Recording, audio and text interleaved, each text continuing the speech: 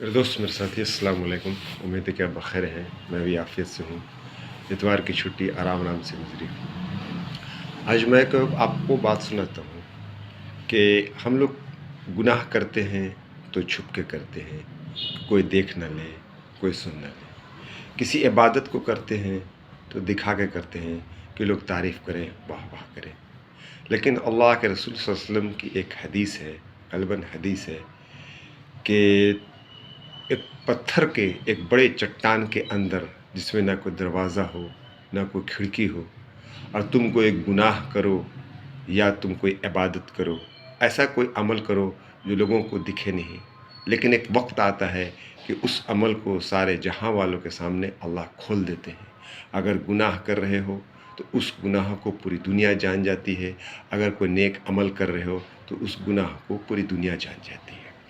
एक बुज़ुर्ग गुजरे हैं, बुज़ुर्ग का नाम मुझे याद नहीं है, कि उनका जब इंतकाल हुआ तो उन्होंने इंतकाल से पहले कहा था कि मेरे जनाजे की नमाज़ वो इंसान पढ़ाए जिसके असर की सुन्नत, फ़र्ज़ नहीं, असर की सुन्नत, बहुत ध्यान से सुने, असर की सुन्नत कभी उसने ज़ाया नहीं की है।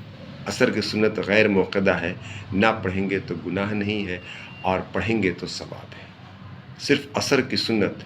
एक बुज़ुर्ग का मामूल था कि जब से उन्होंने बलागत के शऊर पे पहुँचे, कभी उन्होंने असर की नमाज़ नहीं छोड़ी थी।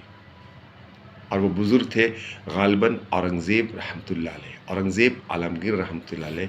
और उस बुज़ुर्ग ने कह दिया कि मेरे जनाजे की नमाज़ वही पढ़ाएगा। अब जनाजा रखा हुआ है, इंतज़ार हो रहा है कि भाई कौन ऐसा बुज़ुर्ग है जिसके असर की नमाज़ सुन्नत कभी ज़ाया नहीं हुई हो। और सामने जब आते हैं, लेकिन आने से पहले उन्होंने कहा, ए अल्लाह, मेरा और तेरा मामला था, अब दुनिया के सामने क्यों उजागर कर दिया। कहा कोई भी नेक अमल अगर आपने किया है तो आपको लोगों को बताने की ज़रूरत नहीं है, लोगों को दिखाने की ज़रूरत नहीं है, लोगों के सामने करने की ज़रूरत नहीं है। अल्लाह एक न दिन उस अमल को लोगों के सामने ले आएगा। इसलिए रिया से बचें, दिखावे से बचें, अल्लाह के लिए करें, उसके अंदर इखलास पैदा करें। इखलास के अंदर अल्लाह साथ होता है और पूरी दुनिया को अल्लाह दिखाएगा कि देख मेरा बंदा मुझसे राज़ी, मैं इससे राज़ी। ऐसे ही गुनाह का अमल है कि आप गुनाह करते रहो, लेकिन एक वक्त आता है कि इस अमल को पूरी दुनिया के सामने ला के अल्लाह खड़ा कर देंगे। चाहे छुप के करो, अंधेरे में करो, बंद कमरे में करो, चट्टान के अंदर करो, चाहे जिसकी खिड़की ना हो, दरवाज़ा ना हो, और तुम उसके अंदर उस अमल को कर रहे हो, अगर गुनाह का अमल है तो एक वक्त आएगा कि अल्लाह उस गुनाह को सारे आलम के सामने उजागर कर देगा।